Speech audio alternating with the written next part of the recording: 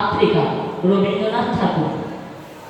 উদ্ভ্রান্ত সেই আদিম যুগে স্রষ্টার উপর নিজের প্রতি অসন্তোষে নতুন সৃষ্টিকে বারবার করছিলেন বিধ্বস্ত।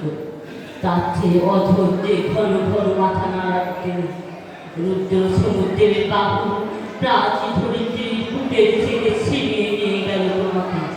আফ্রিকা বাঁচলে তোমাকে বনস্পতি নিবিড় পাহারায় কৃপণ আলোর অন্তঃপুরে, সেখানে নিভৃত অবকাশে তুমি সংগ্রহ করছিলে দুর্গমের রহস্য, চিনছিলে জলস্থল আকাশের দুর্বোধ সংকেত, প্রকৃতির দৃষ্টি ও কিছু জাদু মন্ত্র দ্বারা ছিল তোমার চেতনা মনে।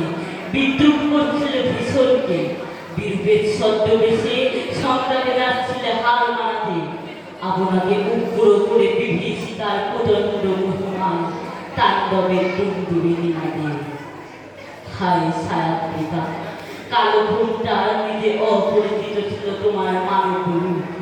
উপেক্ষার আবির দৃষ্টিতে এলোরা লোহার হাত করিনি, মুখ তাদের তীক্ষ্ণ তোমার নেড়ে দিতে এলো মানুষ ধরার জল।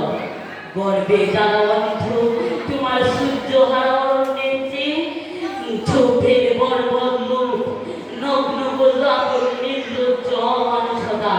তোমার ভাষাহীন কুন্দরের বাষ্পা অরণ্য পথে পঙ্কিল হল ধুলি তোমার রক্তে অশ্রুতে মিশে।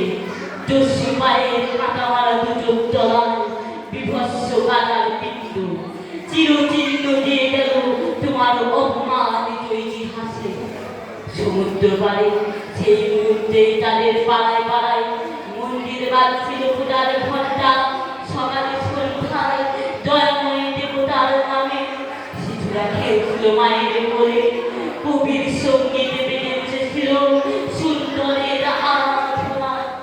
আজ যখন পশ্চিম দিগন্তে প্রাতঃস্নান ঝর্ণা বাজাচ্ছে রুদ্ধশ্বাস, যখন গুপ্ত বক্ষণ থেকে পশুরা বেরিয়ে এলো অশুভ ধ্বনিতে ঘোষণা করলো দিনের অন্তিম কাল।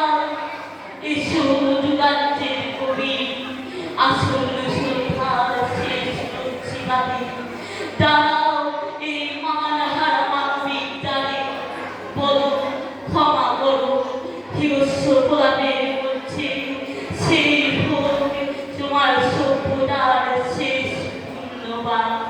নমস্কার। অসাধারণ, অস্মিতা, অনেক শুভকামনা তার জন্য।